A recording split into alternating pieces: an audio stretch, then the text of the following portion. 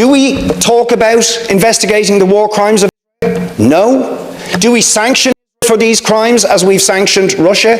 No. Investigate the war crimes and atrocities of Vladimir Putin and remain silent, as you did when you spoke in June in.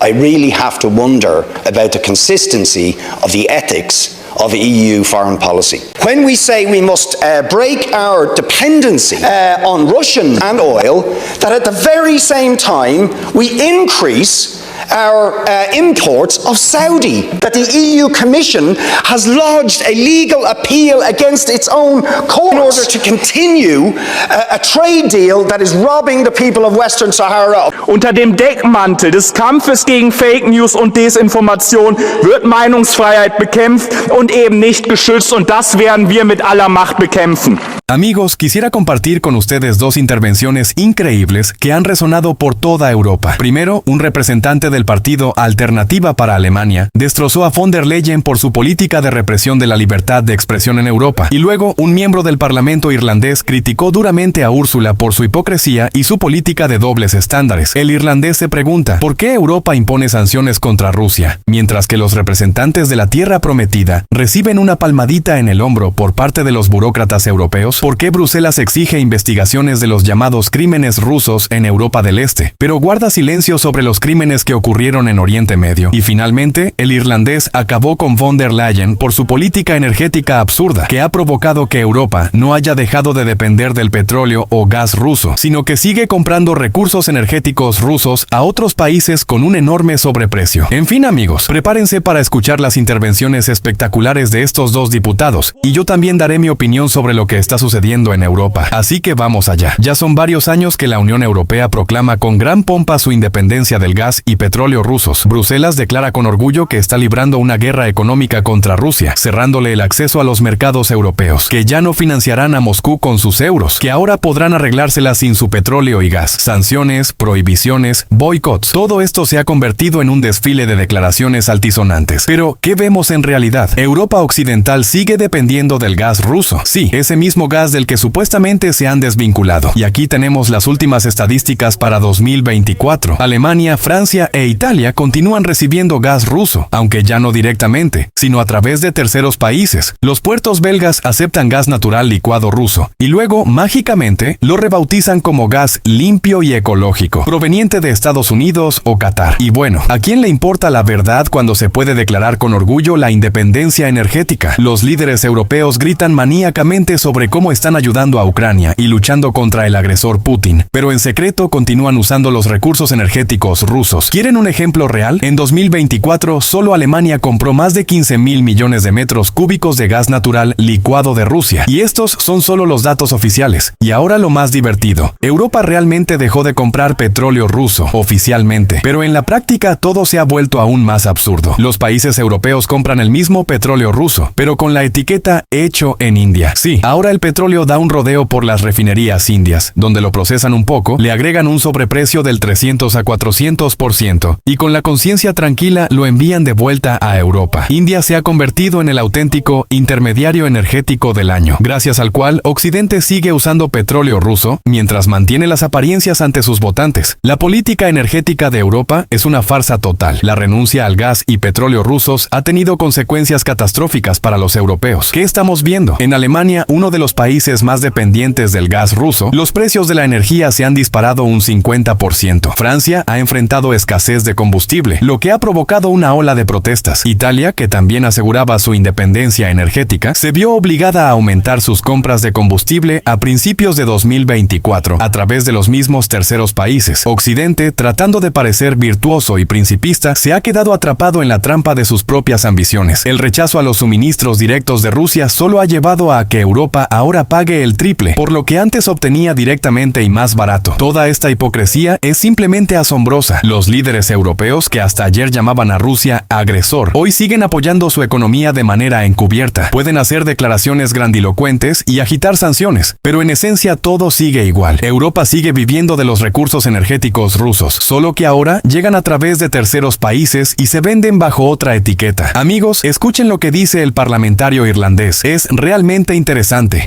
Presidente von der Leyen, bienvenida a Irlanda. Si usted exige una investigación sobre los crímenes de Rusia en Europa del Este, ¿por qué no se inicia algo similar en relación con ciertos países de Oriente For you Medio? not to simultaneously call for an investigation into the ongoing war crimes and crimes against humanity being Esto me genera preguntas sobre la coherencia ética de la política exterior de la Unión Europea. I really have to wonder about the consistency of the ethics of EU foreign policy. Es absolutamente inaceptable que por un lado digamos que debemos investigar los crímenes de guerra de Vladimir Putin y por otro lado usted haya guardado silencio cuando habló en junio en la Tierra Prometida Investigate the war crimes and atrocities of Vladimir Putin and remain silent, as you did when you spoke in June in al primer ministro de un conocido país y no dijo ni una palabra después de que se publicaran dos informes devastadores de Amnistía Internacional y Human Rights Watch sobre and did not say a word, not a word, after we've had two devastating reports by Amnesty International, by Human Rights Watch, los 70 años de historia de crímenes de lesa humanidad en curso. ¿Estamos debatiendo una investigación sobre los crímenes de guerra de ese país? No. ¿Imponemos sanciones contra ese país por esos crímenes, como lo hacemos con Rusia? No. En Do we talk about investigating the war crimes of Israel? No. Do we sanction for these crimes as we've sanctioned Russia? No. lugar de eso, seguimos otorgándole un estatus comercial privilegiado. Importamos enormes volúmenes de gas de ese país, profundizamos nuestras relaciones y mantenemos un comercio militar y de defensa significativo con ese estado. Instead, we continue to give them favored trade status, import huge amounts of gas from Israel, deepen the relations, También encuentro notable que declaremos la necesidad de romper nuestra dependencia de los combustibles fósiles y el petróleo rusos, mientras que al mismo tiempo incrementamos nuestras compras de petróleo de Arabia Saudita. when we say we must break our dependency on Russian and oil, that at the very same time we increase our imports of Saudi. Es irónico que este año Arabia Saudita haya duplicado sus compras de petróleo ruso y de hecho esté lavando petróleo ruso. Y ahora importamos más de Arabia Saudita. Sí, Saudi Arabia this year has doubled its imports of Russian oil and is effectively laundering Russian oil. We are now importing more. condenamos los crímenes de guerra de Putin, también debemos condenar todos los crímenes de guerra y los crímenes de lesa humanidad. Condemn as we must the war crimes of Putin. We must simultaneously condemn all war crimes against humanity.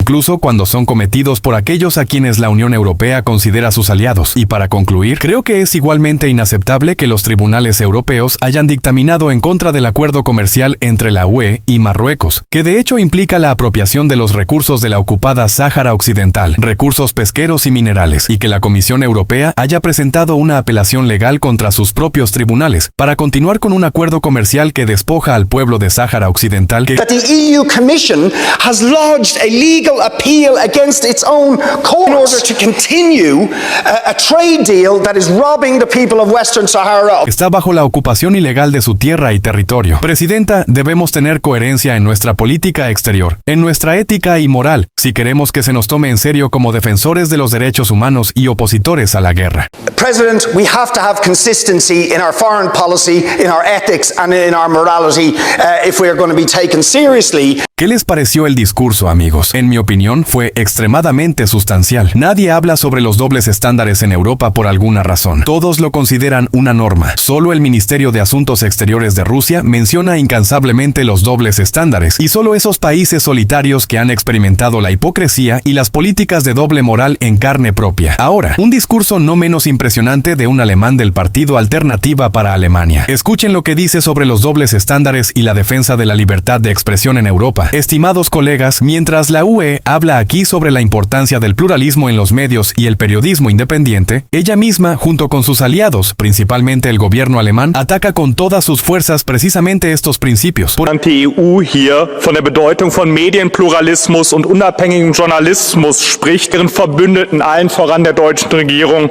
eben dies mit aller Macht. Por ejemplo, ejemplo, el ministro del Interior intentó prohibir la publicación alternativa Compact, lo que fue un intento del ministro del Interior de Alemania de prohibirla. En respuesta a mi solicitud a la comisión sobre cómo se evaluaba esto, Der Antwort auf meine Anfrage an die Kommission, wie dies bewertet wird, geht man nicht einmal auf diese Thematik ein. ni siquiera tocaron el tema. A la comisión no le importa en absoluto este ataque a la libertad de prensa. Der Kommission ist dieser Angriff auf die Pressefreiheit vollkommen egal. Aún más hipócrita resulta ser la comisión en la cuestión de las noticias falsas.